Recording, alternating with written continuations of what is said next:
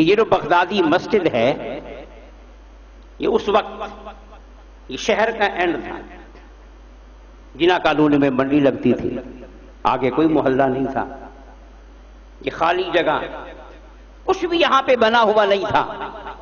کوئی بھی مولوی آتا ہفتہ 10 دن گزارتا اور یہاں سے چلا جاتا، چوریاں ہوتی، رات کو یہاں پہ کوئی نہ ہوتا۔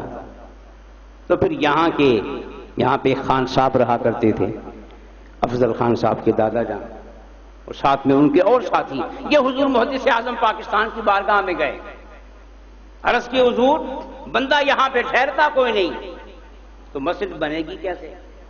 اتنی بڑی جگہ ہے، تو کوئی ایسا آدمی دیں جو اس مسجد کو بنائے۔ تو یہ بزرگ گواہی دیتے ہیں، حاجی بشیر صاحب بھی بیٹھے ہیں، کہ حضور محدث اعظم پاکستان نے اس وقت فرمایا کہ اب میں آپ کو وہ شخص دوں گا، اب میں آپ کو ولی کامل کی نگاہ کہاں تک دیکھتی ہے۔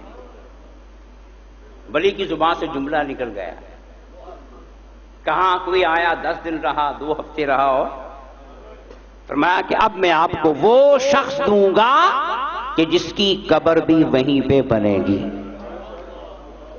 جس کی، اب بولیں یہ کچھ چھوٹی بات ہے، معمولی بات ہے کہ صرف رہے گا نہیں، بنائے گا نہیں، تعمیر نہیں کرے گا، بلکہ اس کی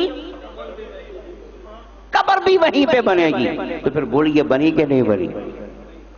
ولی کا کہاں پورا ہو گیا؟